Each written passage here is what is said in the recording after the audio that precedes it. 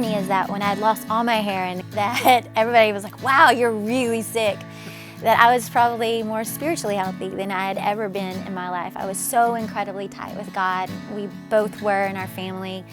And it's just amazing how God keeps that promise of, I'm going to take something that is dark and hard and a struggle, and I'm going to turn it into something beautiful. And we got to see that faithfulness and that goodness of God. I would love to tell you that after that, you know, everything was great and grand, but unfortunately the chemotherapy didn't work. And over a 3-year period, it would go to my lungs 2 more times, my kidney, and my small intestine.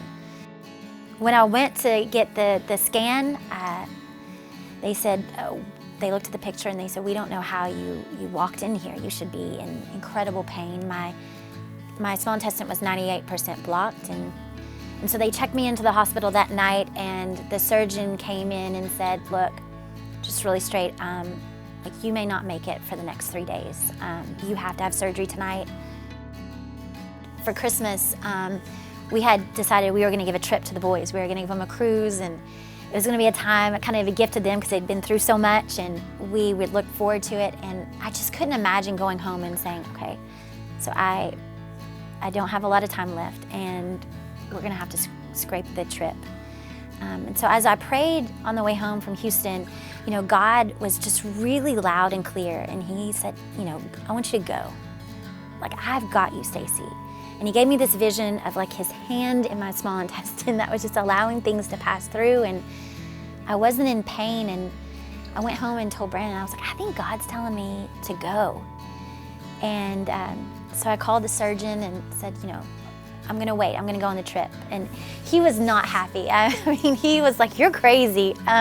You're probably gonna have to pay for a helicopter out of a port somewhere, which will be thousands of dollars. Yeah, you're gonna go septic. Like, this is a disaster waiting to happen.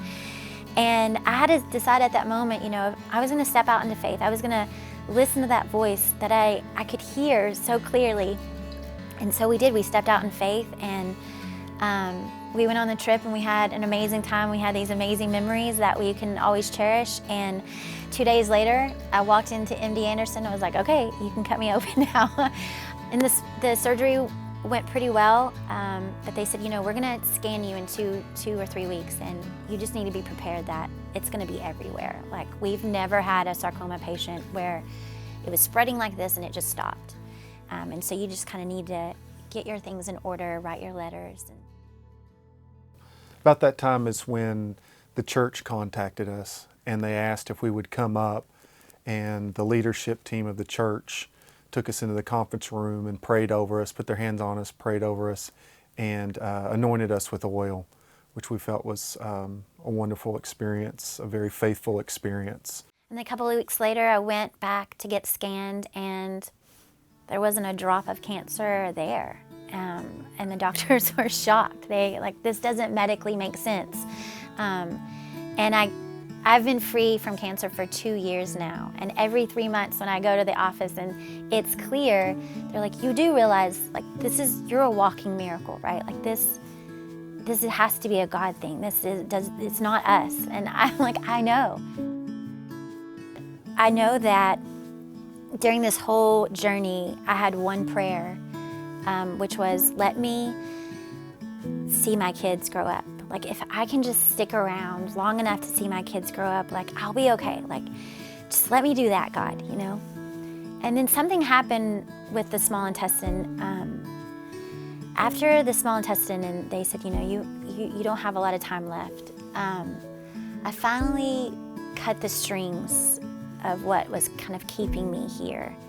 And for the first time, I like totally let go and trusted Him, and was like, I don't understand this, but I'm tired of putting like conditions on you. So I'm gonna have it your way, all the way. I completely trust you, and I trust you because I love you, and I love you because you love me. And I know that you love Brandon, and I know that you love my kids, and I know that Jeremiah 29:11 is true. I know that you said, I have a plan for you, and it's gonna be a plan, it's a good plan, it's gonna be one that prospers you. And it may not be mine, but it's yours. And I know, because all of this trip, you've been so faithful, you've been so good, and every step of the way, it's been better than I could have imagined. So I let go. When I cut those strings and I kind of fell back into God's hands, it's the safest place you can be, because He loves you so much. He is faithful. He is good. And He proves over and over again that He can take something horrible and turn it into something beautiful.